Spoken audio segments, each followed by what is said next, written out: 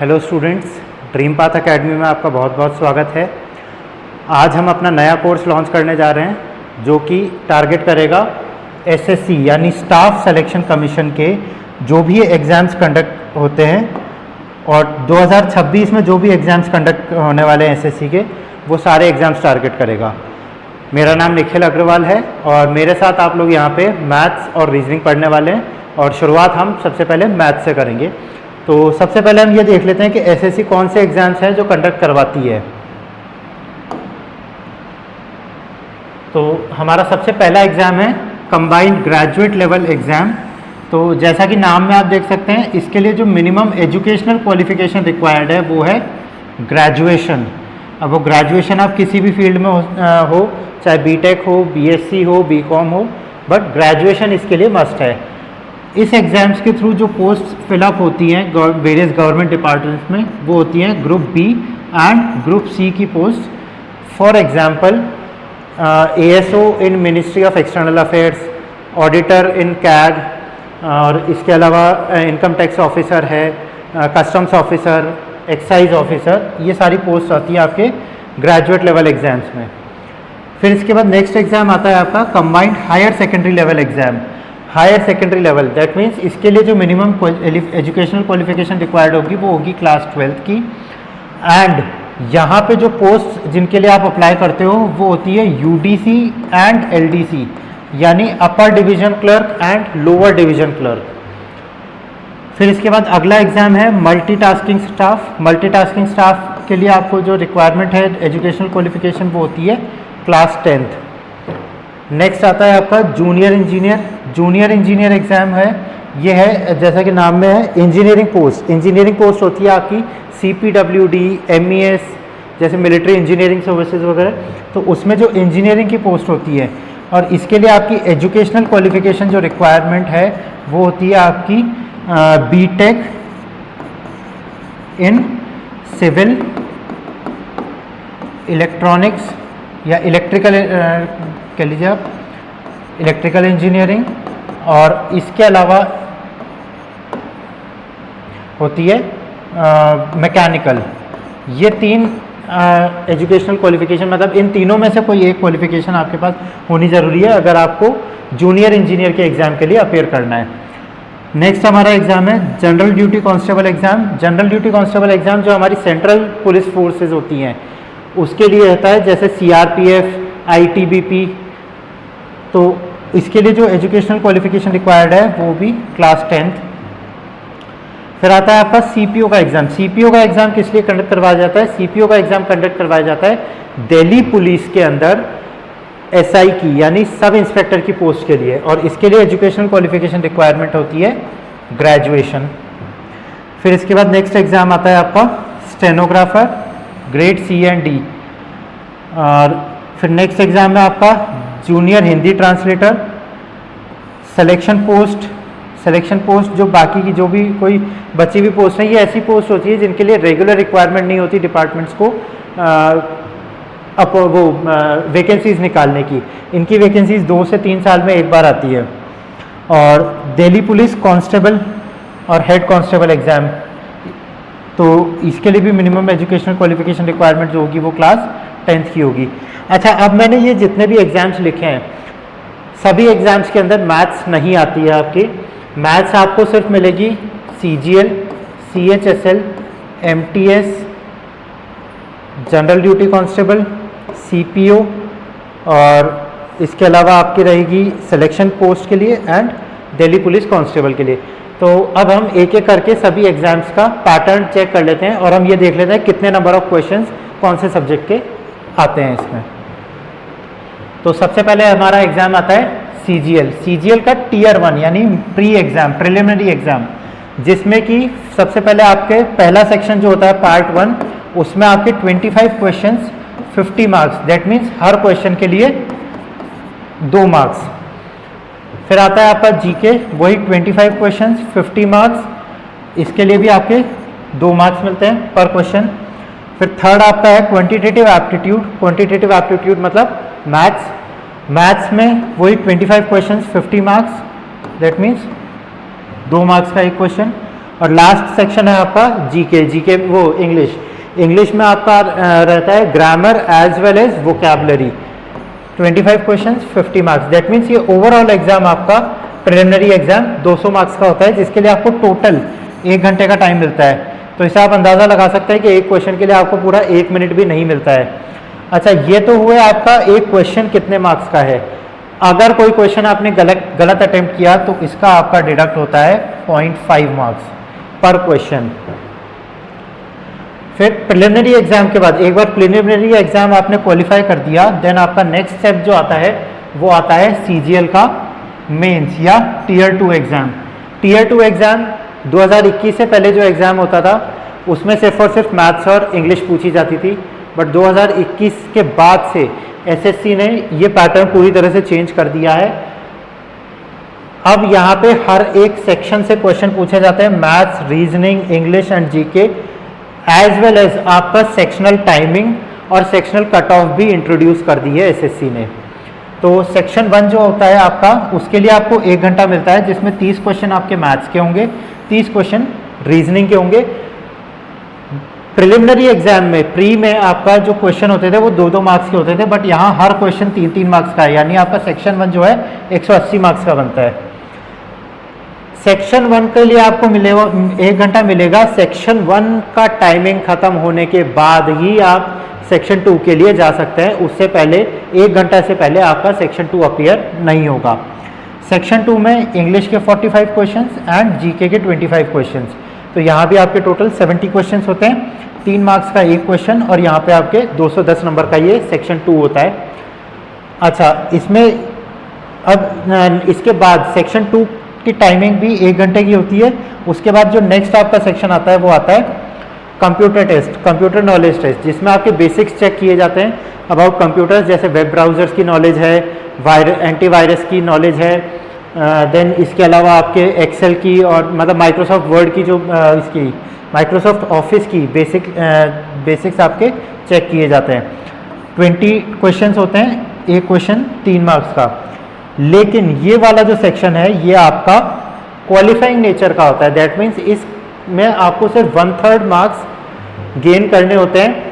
इसके मार्क्स आपके कहीं भी कट ऑफ डिसाइड करने में कट ऑफ नहीं डिसाइड करेंगे, बट अगर आपने ये सेक्शन क्वालिफाई नहीं किया तो फिर आप चाहे इसमें फुल स्कोर भी कर लें तो भी आप डिस्क्वालिफाइड ही माने जाएंगे इस एग्जाम से।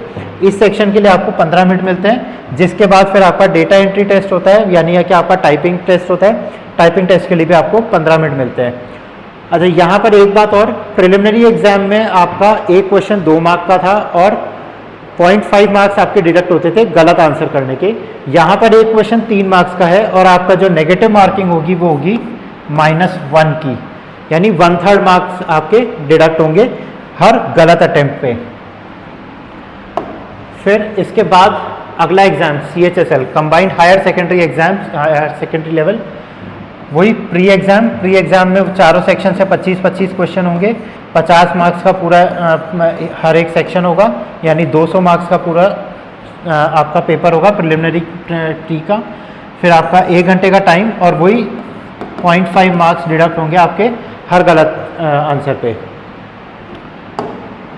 यहाँ पे जो मेंस का पैटर्न है अब हम देखते हैं, वही सेक्शनल टाइमिंग तो आपकी रहेगी, सेक्शनल कट ऑफ भी होगी, मैथ्स और रीजनिंग वही 30-30 क्वेश्चंस। यहाँ पे आपका डिफरेंस आता है इंग्लिश और जीके में।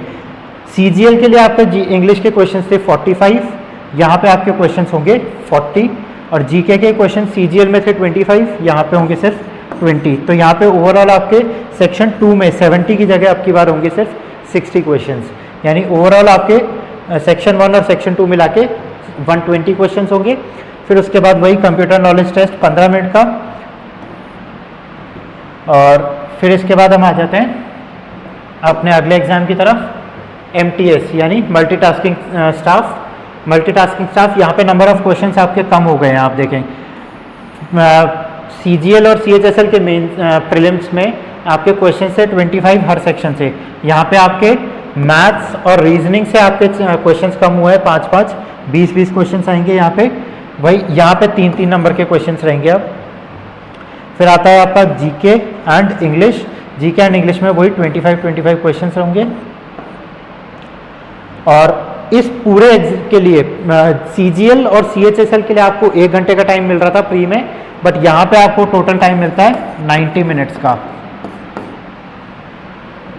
अच्छा, इसमें MTS के एग्ज़ाम में आपका सिर्फ एक ही एग्ज़ाम कंडक्ट कराया जाता है, इसमें प्री और मेंस का कोई चक्कर नहीं रहता, सिर्फ आपको एक ही एग्ज़ाम क्लियर करना होता है। अगला एग्ज़ाम हमारा CPO यानी सेंट्रल पुलिस ऑर्गेनाइजेशन का एग्ज़ाम है, जो कि दिल्ली पुलिस के लिए होता है। इसका Tier 1 आपके अब नंबर ऑफ क्वेश्चंस आपके बढ़ गए हैं, हर सेक्शन के 50 क्वेश्चन है। Reasoning, GK, maths and English एक एक नंबर के क्वेश्चंस होंगे। तो ओवरऑल पेपर तो आपका वही 200 नंबर का होने वाला है, बट यहाँ पे आपके 200 क्वेश्चंस होंगे, इसलिए आपको टाइम भी 1 घंटे की जगह 2 घंटा मिलेगा प्रीलिम्स में। फिर उसके बाद अगला एग्ज़ाम है अच्छा, CPO का जो हमारा एग्ज़ाम होता है, CPO के एग्ज़ाम में Tier 2 भी होता है, बट Tier 2 में आपका GK, मैथ्स एंड रीजनिंग ये कुछ भी नहीं आता है, इसलिए हम यहाँ पे उस चीज़ को कवर नहीं कर रहे हैं। उसका जो Tier 2 होता है CPO का, उसमें सिर्फ और सिर्फ इंग्लिश के 200 क्वेश्चंस आते हैं। फिर आपका अगला एग्ज़ाम है सिलेक्शन पोस्ट। जैसा कि मैंने आपको बताया, ये वो पोस्ट होती हैं जिनके लिए रेगुलर वैकेंसीज नहीं आती हैं, 2 या 3 साल में डिपार्टमेंट्स के थ्रू वैकेंसीज आती हैं यहाँ पे।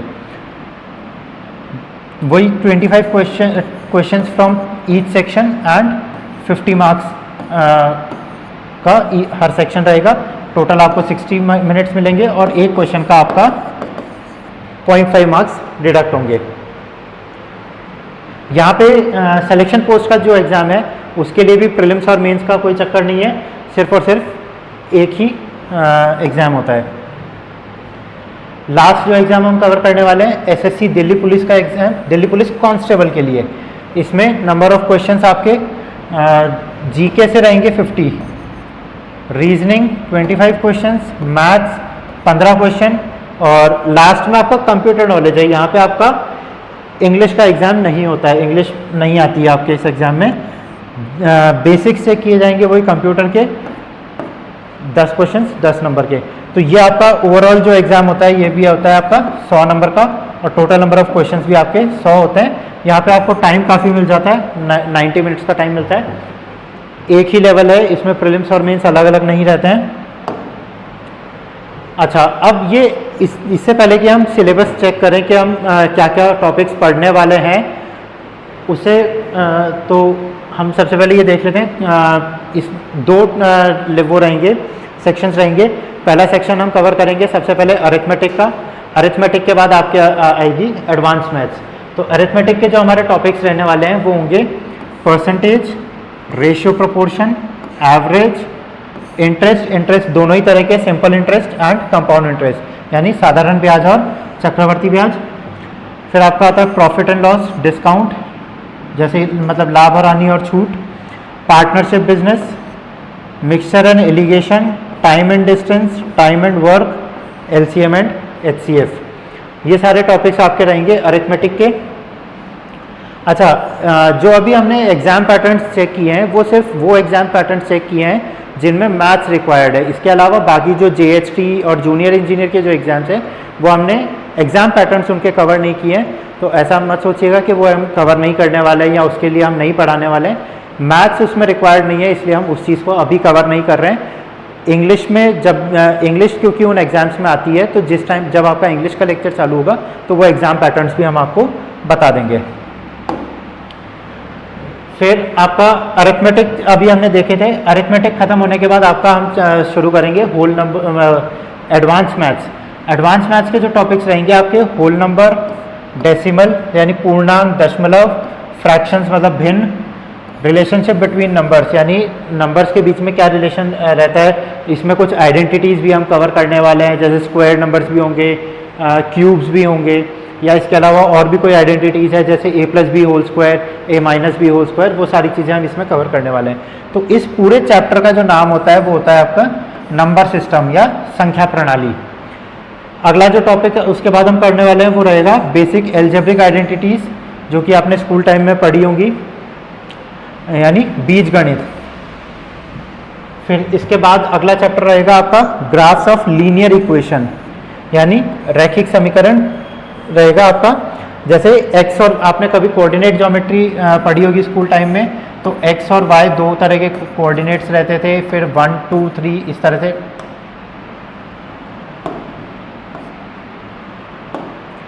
यह इस तरह से 1 2 या 0 1 2, तो इसमें जो हम लाइंस करते थे, जो इक्वेशन की लाइंस ड्रॉ करते थे, वो सारा आपका आ जाता है कोऑर्डिनेट ज्योमेट्री यानी समन्वय ज्यामिति। अगला चैप्टर आपका सारा रहेगा 2D मेंसुरेशन, 2D क्षेत्रमिति। इसमें आपके फिगर्स कवर होंगे, 2D फिगर्स जैसे सर्किल, ट्रेपेजियम, पैरेललोग्राम, ट्राइंगल, त्रिभुज हो गए। त्रिभुज में जो भी प्रॉपर्टीज़ रहती हैं ट्राइंगल की, कि जैसे सम ऑफ ऑल दी एंगल्स 180 होना चाहिए और दो साइड्स का सम जो है तीसरी साइड से बड़ा होना चाहिए। तो ये सारी चीज़ें हम सारी प्रॉपर्टीज़ इसमें कवर करने वाले हैं। सर्किल की प्रॉपर्टीज़ होंगी, सर्किल का एरिया कितना होता है, सर्किल का सरकमफ्रेंस क्या रहने वाला है, वो सारी चीज़ें पूरा हम सिलेबस कवर करेंगे। प्रीलिम्स, मेंस और एसएससी के जितने भी एग्जाम्स हैं जिनमें मैथ्स रिक्वायर्ड है, वो सारे एग्जाम्स आप ये कोर्स ख़त्म होने के बाद अपीयर कर सकते हैं उनके लिए। फिर इसके बाद 3D geometry, 3D mensuration. 3D mensuration में आपके आते हैं 3D फिगर्स। 3D फिगर्स कौन से होते हैं, जैसे आपने कोन देखा होगा, जनरली टेंट जो होते हैं वो इस शेप के होते हैं, कोनिकल। फिर आपका सिलेंडर होता है, सिलेंडर के अलावा आपका होता है स्फेयर यानी गोला, अर्धगोला यानी हेमिस्फेयर, फिर क्यूब्स, क्यूबॉइड। इनका एरिया कितना होगा, इनका वॉल्यूम कितना रहता है, curve surface area, total surface area. इसके अलावा और भी काफ़ी फिगर्स होते हैं। तो राइट सर्कुलर सिलेंडर, स्फीयर यानी समवृत्तीय बेलन, गोला, अर्धगोला, शंकु, ये सारी चीज़ें हम इसमें कवर करने वाले हैं इस चैप्टर में 3D मेंसुरेशन में। इसके बाद अगला आता है आपका ट्रिग्नोमेट्रिक रेशियो। ट्रिग्नोमेट्री आपने स्कूल टाइम में कभी पढ़ी होगी, तो राइट एंगल ट्राइंगल होता है, तो राइट एंगल ट्राइंगल के एंगल्स और साइड्स के बीच में क्या रिलेशन रहता है, वो सारा हम पढ़ते हैं ट्रिग्नोमेट्री में, त्रिकोणमिति। फिर height and distance. Height and distance के क्वेश्चंस होते हैं कि जैसे कोई आदमी है जो कि एक बिल्डिंग से 100 मीटर की दूरी पर खड़ा है और वो बिल्डिंग के टॉप की तरफ जब देखता है तो 60 डिग्री का एंगल बनेगा, तो बताइए बिल्डिंग की हाइट कितनी है। तो ये सारे क्वेश्चन जो हम कवर करने वाले हैं, इसमें हम ट्रिग्नोमेट्री का ही यूज़ करते हुए ये चैप्टर ऊंचाई और दूरी पढ़ने वाले हैं। लास्ट चैप्टर जो हम आपका पढ़ेंगे वो रहेगा डेटा इंटरप्रिटेशन। डेटा इंटरप्रिटेशन मतलब आपने हिस्टोग्राम हो गया या आवर्ती बहुभुज, जिसमें या पाई चार्ट हमने कभी आपने देखे होंगे कि जिसमें हमें डेटा दिया हुआ होता है ग्राफ्स के थ्रू, और उस डेटा को एक्सट्रैक्ट करके हमें क्वेश्चन जो भी कुछ पूछता है वो सॉल्व करना होता है। इसमें इस वाले चैप्टर में आपका परसेंटेज, रेशियो, प्रोपोर्शन की नॉलेज जो कि हम अरिथमेटिक में कवर करेंगे, वो सारी यहाँ पे काम आने वाली है। इसके अलावा मीन, मीडियन, मोड और प्रोबेबिलिटी भी एसएससी ने 2021 के बाद से ही पूछना शुरू किया है। इससे पहले प्रोबेबिलिटी चैप्टर आपके किसी भी एग्ज़ाम में, एसएससी के किसी भी एग्ज़ाम में नहीं आता था। तो ये तो हमने बेसिक आपको एक ओवरव्यू दिया है कि हम क्या पढ़ाने वाले हैं यहाँ पे, और इस क्लास के कंप्लीट होने के बाद आप कौन से एग्ज़ाम्स हैं एसएससी के जिसके लिए अपीयर कर सकते हैं। तो अगली जो 3 क्लास हमारी रहने वाली है वो हमारी बेसिक्स की क्लास रहेगी, कि आप चैप्टर पढ़ने से पहले, चैप्टर्स को स्टार्ट करने से पहले बेसिक्स क्या रिक्वायर्ड होते हैं मैथ्स में, वो सारे हम अगले 3 क्लासेस में कवर करेंगे। फिर उसके बाद चौथी क्लास से हम अपना एक्चुअल जो हमारा मैथ्स का कोर्स है जो एसएससी ने अपने सिलेबस में दिया हुआ है वो हम स्टार्ट करने वाले हैं। तो आज की क्लास के लिए इतना ही, कल से हम बेसिक स्टार्ट करने वाले हैं। Thank you.